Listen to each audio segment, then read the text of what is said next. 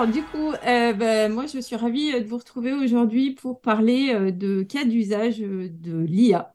Parce que, effectivement, c'est quelque chose que j'utilise beaucoup. J'en ai sorti une formation en début d'année, notamment sur ChatGPT, pour l'utiliser dans sa productivité au quotidien. Et à vrai dire, ChatGPT, c'est un peu mon meilleur ami en ce moment. Donc, voilà. Donc, c'est pour ça que je voulais vous parler de cas concrets de l'utilisation de l'IA aujourd'hui. Donc, on m'a présenté rapidement, mais je me représente très, très vite. Donc, je suis Valérie Verpost, je suis consultante SEO. Effectivement, ça fait maintenant plus de 10 ans que je suis tombée dans le bain du SEO. Je fais des conférences aussi au niveau du SEO Camp.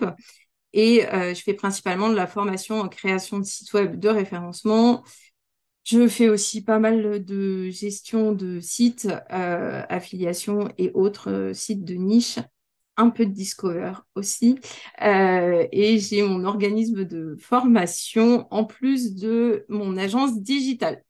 Si vous voulez me retrouver sur les réseaux, vous me retrouverez sur Facebook, sur YouTube, sur ma chaîne Réussir en ligne et sur Instagram et TikTok. Voilà pour les présentations de manière rapide pour ceux qui ne me connaissent pas. Donc, j'espère que vous êtes prêts à augmenter votre productivité avec l'IA. Donc, c'est le gros sujet quand même de la journée de parler d'intelligence artificielle. Donc, du coup, qu'est-ce que j'ai fait pour préparer cette conférence? J'ai tout simplement demandé à ChatGPT comment il pouvait nous améliorer à améliorer comment il pouvait nous aider à améliorer notre productivité au quotidien. Et en fait, il m'a sorti vraiment beaucoup de choses. Il y a des choses que je n'ai pas encore testées, mais peut-être que je testerai prochainement. Donc, évidemment, sur toute la partie email, ça, c'est quelque chose que moi, j'utilise énormément. J'aime beaucoup utiliser cette fonctionnalité de ChatGPT, d'envoyer des emails que j'ai l'habitude de rédiger de moi-même, lui faire comprendre comment ma façon de rédiger et derrière lui permettre de rédiger sur une autre thématique. Ça marche très, très bien. Donc, je vous conseille de le faire et faites-le vraiment avec GPT-4 plutôt qu'avec GPT 3.5. Les résultats sont vraiment totalement différents. Il y a toute la partie chatbot. On va avoir évidemment la rédaction de contenu. On sait bien que ChatGPT, on l'utilise beaucoup pour la rédaction de contenu, pour la programmation aussi, créer des extensions WordPress, créer plein de petites choses qui vont nous aider à améliorer notre productivité au quotidien sur de la recherche d'informations, bien évidemment, surtout que maintenant, on peut être connecté aussi à Internet avec ChatGPT, donc ça, c'est assez intéressant. L'analyse des sentiments, ça, c'est quelque chose aussi qui peut être intéressant à utiliser justement quand on rédige et quand on a vraiment une patte spécifique pour faire en sorte que l'IA vienne s'imprégner de sentiments dans notre rédaction. Et on peut vraiment analyser un texte en lui demandant quel est le style, les sentiments, quelle est la façon dont ça a été rédigé pour permettre derrière d'avoir une rédaction qui soit vraiment optimale. L'IA peut aussi nous aider pour de la prévision des ventes. On peut lui donner plein de chiffres, ça va pouvoir nous aider sur de la planification de la gestion de projet, sur maintenant, ce qui est génial, c'est qu'on peut rajouter des extensions et puis avoir des résumés de nos réunions. Alors ça, je trouve ça magnifique. Faire de la traduction automatique, aider à la sélection de, de personnel pour sélectionner les candidats. Formation, développement. Moi, je m'en sers aussi dans ma partie formation. Évidemment, j'utilise ChatGPT pour le brainstorming, pour avoir des idées pour mes formations, etc. Et ça, c'est un vrai plus. On a les plugins pour la messagerie instantanée, etc., les campagnes publicitaires. Voilà, il y a vraiment beaucoup, beaucoup de choses qu'on peut faire avec ChatGPT. Évidemment, la liste, elle n'est pas exhaustive et on peut faire encore bien plus. Et moi, aujourd'hui, j'ai décidé d'aller vous montrer des cas concrets de l'utilisation de ChatGPT. Alors, pour ceux qui n'ont pas l'abonnement payant de ChatGPT, je suis désolée, il faudra peut-être prendre un abonnement payant pour pouvoir appliquer tout ce que je vais dire aujourd'hui. parce qu'on va beaucoup parler des extensions, des plugins ChatGPT qui vont nous permettre vraiment de décupler la puissance de ChatGPT. Donc, c'est vraiment le but, c'est d'utiliser ces plugins. Donc, je vais vous... alors, on en a déjà parlé un peu ce matin. Léa a présenté des plugins. Après, je n'ai pas eu le temps, malheureusement, de suivre toutes les conférences. Mais je pense que vous avez déjà eu des astuces aujourd'hui. Il y a peut-être des choses qui vont être en lien avec ce qui a déjà été dit. Mais en tout cas, ce sera certainement une approche différente dans ce que je vais vous présenter. Donc, la première chose, en fait, que je voulais vous présenter, c'est quelque chose qu'on peut avoir à faire de manière assez régulièrement dans notre quotidien, en fait, de webmarketer, c'est de créer des e-books pour les mettre en téléchargement sur notre site.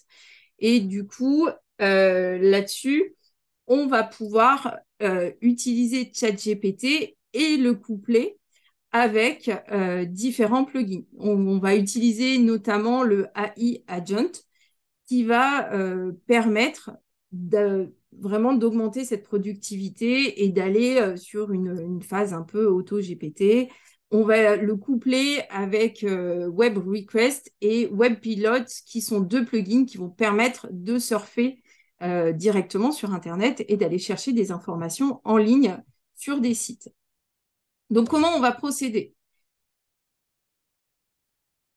Donc, pour créer un e-book de A à Z en surfant sur le web, on va utiliser donc ces différentes extensions et on va d'abord définir un rôle à notre super agent, à AI Agent, pour qu'il nous fasse ce rôle d'auto-GPT. Donc, auto-GPT, c'est sorti en avril. C'est assez complexe à utiliser. Personnellement, je ne l'ai pas installé sur ma machine parce que voilà, ça demande un peu de côté technique. Et le fait maintenant d'avoir cette extension, donc AI Agent sur ChatGPT directement, ça permet d'avoir cette fonctionnalité auto-GPT directement sur ChatGPT. Donc ça, c'est quand même bien pratique et ça va vraiment nous permettre des choses finalement sans donner beaucoup d'instructions à ChatGPT et le laisser faire. Donc on définit, la première étape, ça va être de définir le rôle de maître à l'agent et de lui donner un objectif. Donc, en fait, on va dire à l'AI Agent, son objectif, c'est de créer un e-book, tout simplement. Alors là, j'ai choisi un thème au hasard sur le référencement local pour les débutants.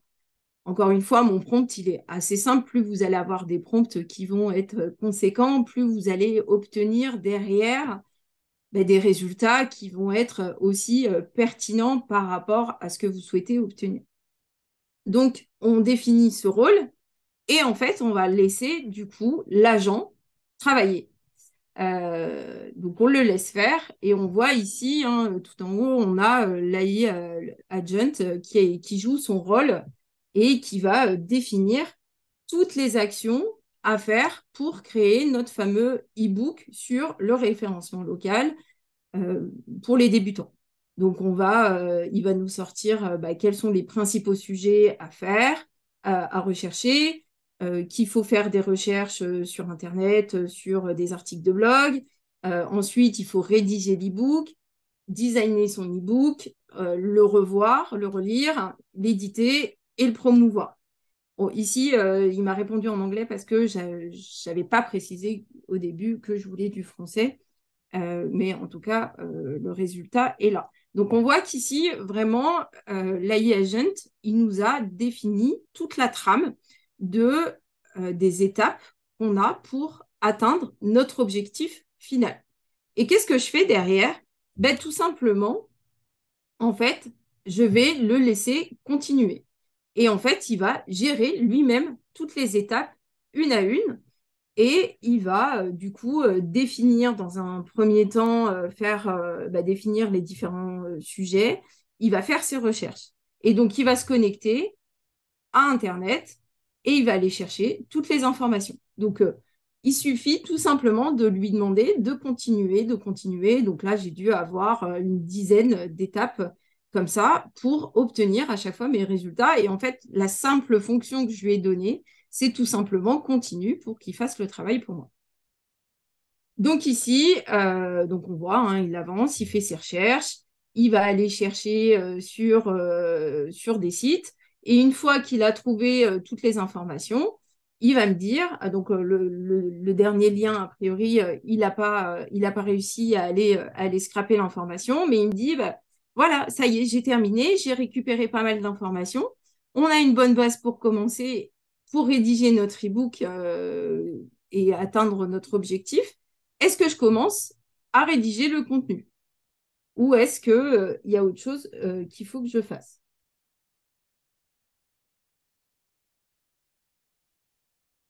Donc, tout simplement, ben, on va le laisser continuer, faire sa rédaction, et du coup, il va lancer la rédaction. Donc, on va le laisser, il va faire chapitre par chapitre, et on va arriver à la fin avec tout notre e-book. Hein. Je vous passe les étapes.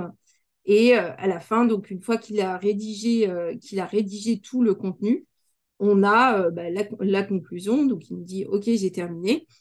Et moi, du coup, je lui ai demandé, bah, finalement, OK, sur la partie design, il ne peut pas trop m'aider. Il m'a dit, effectivement, je vais poser la question sur la partie design. Pour l'instant, on n'a pas encore de fonctionnalités de plugins qui vont nous permettre de mettre en page un e-book directement sur ChatGPT, mais il y a déjà des outils IA qui permettent de le faire en ligne, des services payants. Mais en tout cas, sur ChatGPT, il n'y a pas encore de fonctionnalités qui permettent de faire la mise en page. Néanmoins, ce qui va être intéressant, c'est qu'on va quand même pouvoir continuer à lui poser des questions et voir quels conseils il peut nous donner justement pour publier et pour promouvoir notre e-book. Donc voilà. Donc j'espère que tout va bien jusque-là. Donc ça, c'est premier exemple. Donc exemple concret, comment on rédige un e-book finalement en 10 minutes, je dirais maximum, pour pouvoir le promouvoir derrière.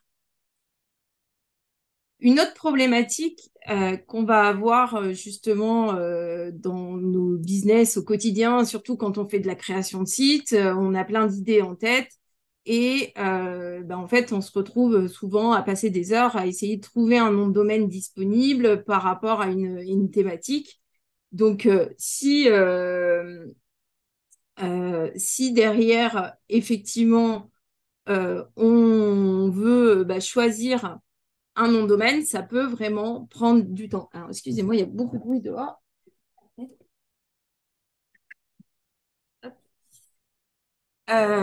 Donc, en fait, on peut vraiment passer du temps pour trouver un nom de domaine pour son nouveau business. Donc, pour ça, cette problématique, maintenant, elle va être résolue parce qu'il y a un plugin ChatGPT qui s'appelle One Word Domains et qui va nous permettre déjà de trouver, de faire toute cette phase de recherche de noms de domaine. Donc, par exemple, ici, je lui ai dit, je veux créer un business en ligne de formation sur l'IA et ChatGPT. Est-ce que tu peux m'aider à trouver un nom de domaine? Alors, je ne vais pas préciser que je voulais du français, etc. Mais bon, encore une fois, vous allez pouvoir vraiment donner un maximum d'informations pour avoir les bonnes réponses derrière. Donc, dans un premier temps, en fait, il va nous donner plein de suggestions sur des noms potentiellement qui peuvent être intéressants. Et en même temps, il va aussi, du coup, aller vérifier la disponibilité des noms de domaine. Donc ça, c'est hyper intéressant parce qu'effectivement, du coup, en quelques clics et en quelques minutes, on va vraiment trouver un nom de domaine spécifique par rapport à la niche dans laquelle on souhaite aller se positionner. Donc pour créer un nouveau business, c'est quand même plutôt très intéressant et surtout, ça fait gagner beaucoup, beaucoup de temps.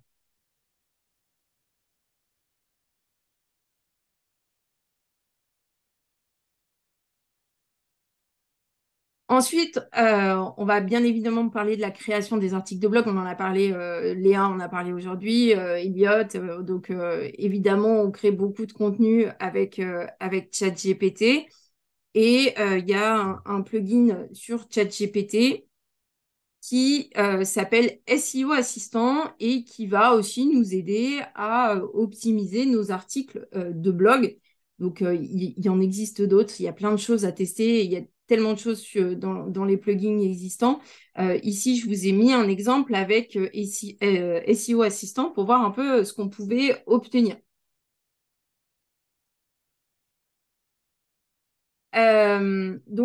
Ici, je suis partie du coup d'un prompt très simple. Donc, je lui ai demandé d'agir en tant qu'expert SEO et de rédiger un article sur le SEO local. Je suis très SEO local aujourd'hui.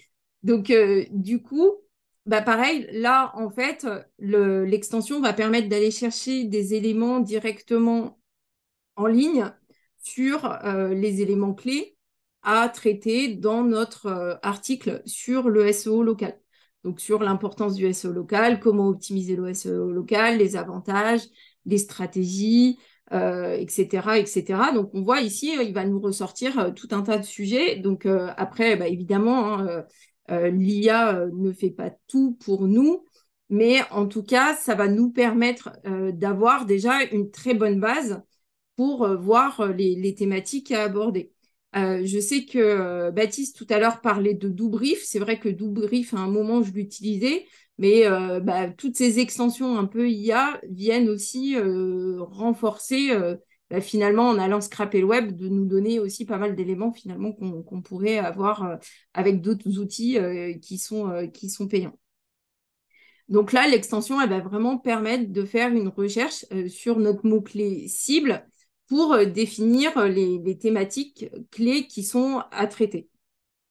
Alors derrière, ça a commencé à générer un article qui est clairement pas parfait. Donc là, on va pouvoir améliorer notre prompt derrière pour pouvoir lui dire de rédiger, peut-être de développer certains paragraphes, d'approfondir certains points pour vraiment aller beaucoup plus loin et avoir un article complet qui n'est pas juste sur un titre et un petit paragraphe en dessous.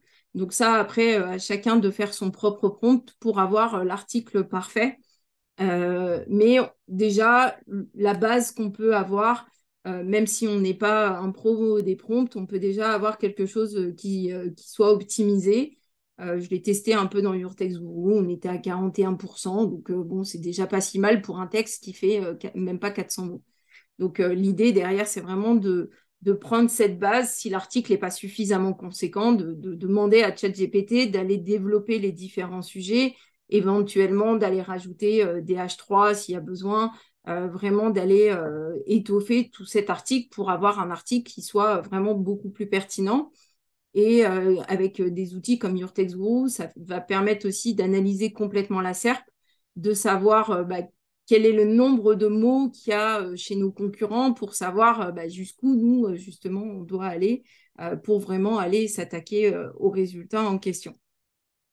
Donc, on peut demander à ChatGPT de compléter notre article et de le convertir au format HTML. Ensuite, bah, un petit copier-coller ou sinon, on va pouvoir par la suite le mettre avec une extension aussi, j'en parlerai plus tard, mais qui va nous permettre directement potentiellement de plugger ChatGPT à notre WordPress. Je regarde un peu le chat. Donc, ça a l'air plutôt... Ça va. Ensuite, j'ai utilisé une deuxième extension, donc WebPilot, qui est vraiment très, très utilisée, qui est très populaire sur le store de ChatGPT. Donc, WebPilot, ici, en l'occurrence, j'ai utilisé WebPilot pour créer un article à partir d'un article existant dans une autre langue. Bah, peut-être que effectivement, des fois, on va vouloir s'inspirer d'articles à l'étranger et du coup, on va pouvoir utiliser WebPilot pour faire une trame d'articles en français par rapport à un article existant dans une langue étrangère. Donc ici, WebPilot, il va vraiment bah, permettre d'aller naviguer encore une fois sur Internet et nous donner des éléments pour pouvoir rédiger notre article. Donc là, bien évidemment, ce n'est que la première phase hein, de la rédaction de l'article. Donc là, on a un plan. Ensuite, bah, encore une fois, on va demander à ChatGPT de lancer la rédaction des différents éléments et pourquoi pas lui demander de le formater au format HTML. Donc là, vraiment, quelque chose aussi d'assez intéressant à exploiter.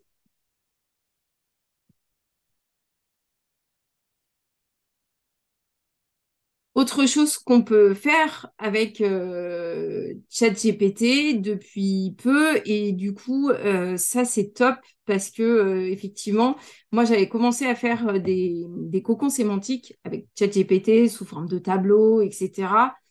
Mais bah, une fois qu'on a toutes nos pages, on aime bien avoir une vision globale de notre cocon sémantique. Et jusqu'à présent, bah, effectivement, c'était pas possible. Et l'arrivée du plugin qui s'appelle Shomi, je crois que Léa en a parlé également ce matin, pour faire des architectures de sites, mais également pour faire du cocon sémantique, ça va être très utile vraiment pour gagner du temps. Et avec un prompt finalement très très simple, il y a de quelques mots, je lui ai demandé de me créer un cocon sémantique visuel sur le mot-clé perceuse. Et on voit qu'on se retrouve avec un cocon complet, avec toute la structure et avec tous les éléments dessous. Donc là, en termes de gain de temps, c'est vraiment juste incroyable parce que ça permet vraiment de faire la structure de notre cocon sémantique. Ensuite, bah, on peut aller encore une fois plus loin, lui demander du coup pour chaque mot-clé, définir les titres des pages qui soient optimisés pour le SEO, de créer du maillage entre les pages, etc. Donc ça, c'est des choses bien évidemment qui sont possibles pour pouvoir ensuite bah, rédiger nos contenus.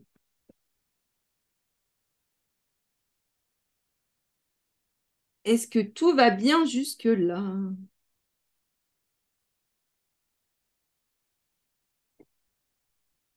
Je pense que oui, ça a l'air d'aller. Bon, bah, très bien. Eh ben, on continue alors. Euh, Avec ChatGPT, maintenant, on peut aussi transformer du texte en audio. Donc, ça, c'est intéressant pour nos sites. Bien évidemment, pour plaire à Google, plus on va avoir de médias sur nos pages, que ce soit de la vidéo, de l'audio, des images, etc., on va du coup pouvoir venir alimenter le contenu de notre site Internet. Et bah, jusqu'à présent, bah, l'audio, c'était pas forcément ce qu'il y avait de plus facile. Et en combinant du coup ChatGPT avec SpeechKey, donc qui est un plugin qui va permettre de convertir du coup notre contenu, un article de blog, en contenu audio. Je vous ferai écouter juste après ce que ça donne.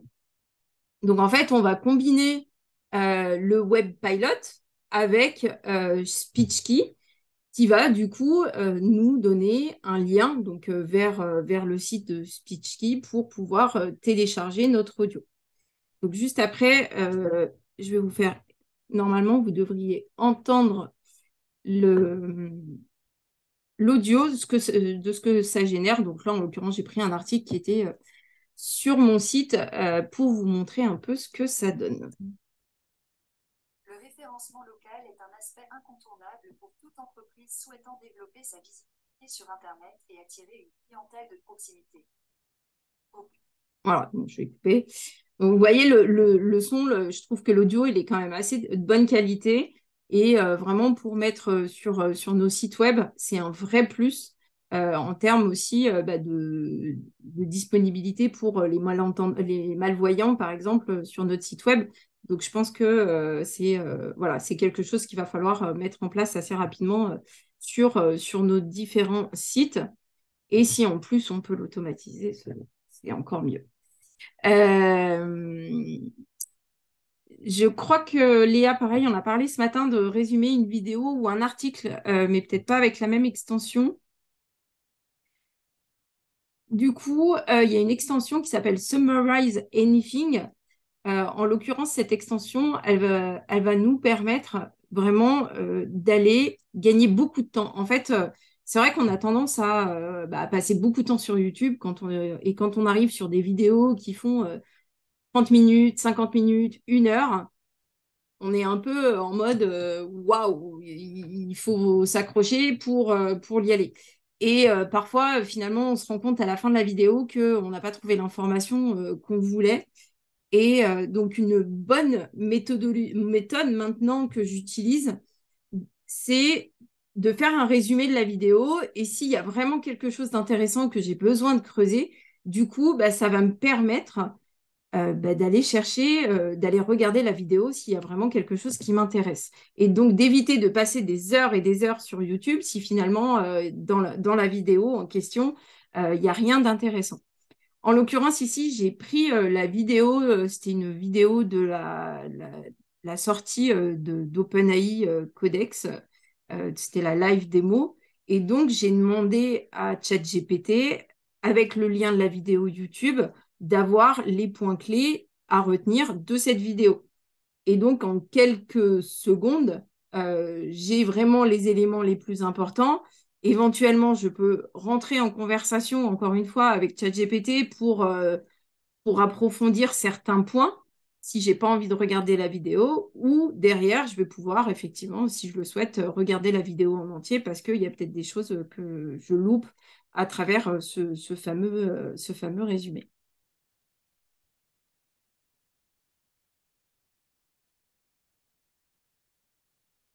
Et vu qu'on est dans le SEO, on aime bien automatiser les choses et pas perdre de temps.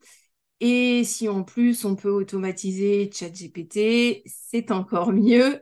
Et ça va nous permettre encore une fois de gagner énormément de temps.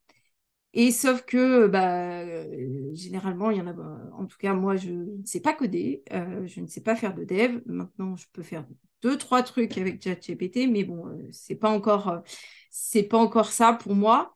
Par contre, j'utilise depuis assez longtemps un outil qui s'appelle Zapier et qui est maintenant disponible sur ChatGPT. Et ça, c'est véritablement une révolution. Il y a un autre outil que j'espère voir très rapidement sur ChatGPT prochainement. Je vous montrerai tout à l'heure pourquoi. C'est Make, qui permet également de faire pas mal de choses.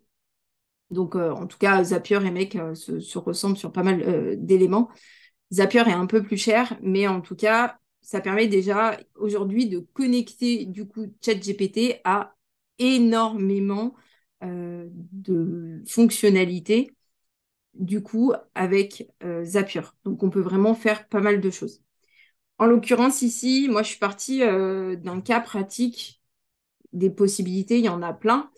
Moi, dans mon quotidien, bah, j'ai besoin de créer des plannings édito pour Instagram, pour avoir une présence en ligne. Mais bah, comme tout le monde, hein, j'ai que 24 heures dans ma journée et à un moment, je dois dormir. Donc, je peux pas tout faire. Donc, du coup, aujourd'hui, bah, ChatGPT, c'est encore une fois mon meilleur assistant qui me fait gagner beaucoup de temps. Donc, je vais lui demander de me créer un planning édito vraiment complet sur des posts pour un mois. Et donc, je lui demande de me faire ça dans un tableau. Donc, derrière, l'outil, donc ChatGPT va me créer mon tableau complet et je vais avoir donc le contenu de mon post, les hashtags, les jours de publication. Et je vais plugger ça avec Zapier pour pouvoir le mettre directement dans un Google Sheet. Donc, en fait, je vais connecter Zapier à Google Sheet. Les informations, on va les envoyer directement sur le Google Sheet. Donc, on se retrouve avec son fichier. Et derrière, on va pouvoir créer en bulk tous les posts sur un même template sur Canva. Alors, vous allez me dire, oui, mais sur Instagram, c'est bien d'avoir des templates différents, etc. Néanmoins, en fait, dans mon feed, je vais pouvoir avoir certains templates qui vont être identiques et ça va me permettre vraiment de gagner du temps pour mes publications. Donc là, en l'occurrence, je suis partie sur des citations, donc les citations d'entrepreneurs ou des citations sur le yoga dans le cas présent. Une fois que j'ai mon fichier du coup qui a été généré sur Google Sheet, je vais pouvoir l'exporter en CSV, l'importer directement dans Canva au niveau de la fonction qui s'appelle créer en bloc. Donc, on va importer ce fichier. On va avoir tous les éléments qui vont être dans Canva et on va pouvoir, du coup, définir le contenu du post au milieu et générer tous nos posts. Alors, je ne vous les ai pas tous sortis, mais derrière, j'obtiens mes publications. Donc, en un clic, en fait, j'ai 15 publications qui sont prêtes. Et ensuite, bah, je vais pouvoir les programmer de différentes façons. Donc, soit je décide de programmer mes posts directement depuis Canva, parce que c'est une fonctionnalité qui existe et du coup, je peux directement programmer mes posts depuis Canva et ça me fait gagner pas mal de temps. Je peux le faire via des outils de planification comme Metricool. Metricool, il y a un produit de base qui est gratuit ou tout simplement, je vais pouvoir réimporter mes visuels qui ont été créés dans le Google Sheet, utiliser Zapier pour pouvoir publier sur mes réseaux sociaux. Ça, c'est aussi une fonctionnalité qui est possible. Euh, alors, j'ai pas encore trouvé l'automatisation de l'import du CSV sous Canva. Euh, je sais pas si Zapier propose une connexion avec Canva ou pas. J'ai pas regardé, mais effectivement, l'idée à terme, c'est de pouvoir tout automatiser de A à Z. Ce serait encore mieux. Peut-être qu'on retrouvera ChatGPT directement, Canva directement dans ChatGPT prochainement. Mais il y a aussi des fonctionnalités IA dans Canva. Donc voilà, à voir quelle est la meilleure solution. Il y a peut-être d'autres solutions, mais en tout cas, moi, c'en est une que j'utilise aujourd'hui. Il faut creuser. Et vu que ça évolue tous les jours, c'est pas forcément. Peut-être que demain, cette solution-là sera déjà obsolète. Et autre chose, donc pour terminer, j'utilise depuis quelque temps l'API d'OpenAI directement avec Make. Je vous en ai parlé, je vous ai parlé du coup de Zapier juste avant, qui est déjà connecté à ChatGPT. En l'occurrence, Make n'est pas encore connecté à ChatGPT, mais par contre, on peut connecter l'API d'OpenAI directement dans Make. Et là, ce qui est intéressant, c'est de pouvoir automatiser la publication sur les réseaux sociaux à chaque fois qu'on a une publication, typiquement sur notre site web. Donc, en fait, on va mettre en entrée notre flux RSS directement dans Make. Et puis, à partir de là, on va créer différentes branches. Donc, ici, j'ai une branche Facebook et d'un autre côté, une branche Instagram. Je pourrais avoir une troisième branche sur Twitter et une quatrième sur LinkedIn. Typiquement, je pourrais vraiment envoyer la publication sur mes réseaux sociaux en une seule fois dès que j'ai une publication sur mon site web. L'avantage de ce schéma, qui est finalement quand même assez simple, c'est que à chaque fois que j'ai un article, donc j'ai Meg qui va passer de manière régulière, c'est à moi de définir sous quel délai Meg va passer checker mon site web. Et derrière, je vais renvoyer mon flux RSS vers l'API d'OpenAI. Je lui mets un prompt pour qu'il me rédige un post de manière unique à chaque fois pour créer mon post sur Facebook et sur Instagram. Voilà où, où on en est. Et j'ai terminé. Merci beaucoup Valérie, c'était super. Avec Ah plaisir. oui, c'était sur les plugins et tout ça. Moi, j'avais pas encore tout vu et tu en as sorti des excellents, donc des très bonnes surprises. Et il y en a plein d'autres. Ouais. Voilà, j'ai même pas pu tout Faut les tester chercher, bah parce qu'il voilà. y a vraiment des trucs qui sont complètement dingues et il y en sort tous les jours. Ouais, Donc c'est c'est vraiment vraiment voilà. super. Alors, quelques petites questions, si tu veux bien, pour toi. Ah bah avec plaisir. Allez, j'en ai noté une première. Est-ce que tu as essayé de combiner AI Agent avec d'autres plugins, puisqu'on peut en mettre jusqu'à 3? Est-ce que tu as essayé? Non, pas encore. Ok. Pas encore. Effectivement, il y a pas mal de choses à faire, effectivement. Je pense qu'il y a beaucoup de possibilités. Euh, mais bon, c'est vrai que on essaye, on fait beaucoup de R&D sur pas mal de choses et c'est vrai que tout ça, ça prend pas mal de temps et on est vite, on a l'impression d'avoir la tête qui explose à chaque fois justement de pouvoir tout suivre, quoi. Donc j'ai pas encore testé le reste. Ok. Une autre question dans ce que tu as montré là, le bloc OpenAI, il sert à quoi ici? À reformuler et rédiger un post optimisé pour les réseaux sociaux?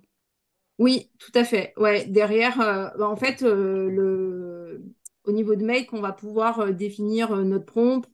On est vraiment sur la fonctionnalité comme dans le playground avec la température, etc.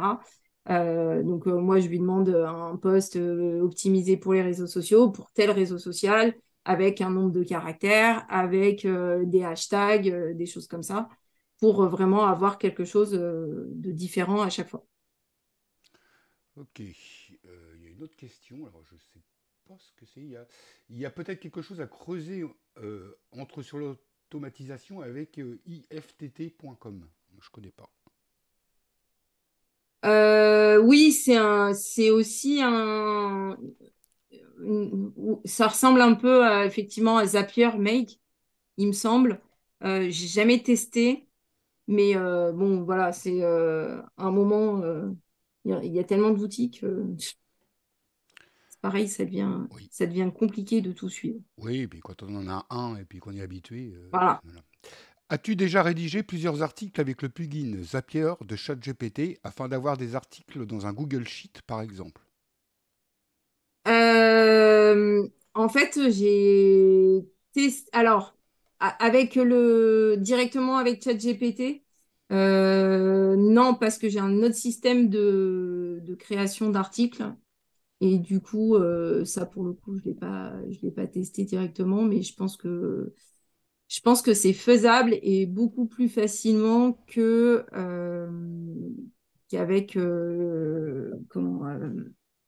avec le GPT for Sheet qui va créer des time-out, notamment sur Google Sheets, sur des contenus qui vont être trop longs. Mais je pense qu'effectivement, Zapier, à mon avis, là, va permettre d'avoir des éléments beaucoup plus complets et de les renvoyer sur. Après, avec Zapier, on peut directement passer sur WordPress, en fait. On n'est même pas obligé de passer par un Google Sheet, finalement. Tu peux directement envoyer ton contenu à WordPress et c'est là où c'est encore plus puissant, en fait. D'accord. Bien, donc apparemment, il n'y a pas d'autres questions nouvelles que je vois. On a quelqu'un qui reparle de mec, effectivement, qui semble être Ouais, très ben, attendu. ouais, j'attends vraiment mec sur ChatGPT. Alors Zapier est très complet, mais c'est vrai qu'il est beaucoup plus cher que ChatGPT, que Make. Et Make permet aussi de faire pas mal de choses. Donc pour le coup, du coup, j'utilise les deux. Ok. Donc, s'il n'y a plus de questions, il me reste à te remercier énormément de ta venue et de ta conférence qui était d'excellente qualité, hein. Il y a plein dans le chat qui disent top Valérie, merci. Il n'y a plus qu'à étudier tous les plugins que tu as donnés et tout ça à tester. Donc, je pense que tu as donné plein d'avis à beaucoup de gens, d'idées plutôt, à beaucoup de gens qui vont tester tout ça et découvrir par eux-mêmes tous ces plugins. Donc, plein de merci. Voilà. Eh ben, merci pour Chat. l'invitation. C'était un plaisir de participer à cet événement. Oui, bah, un grand merci, hein. Alors,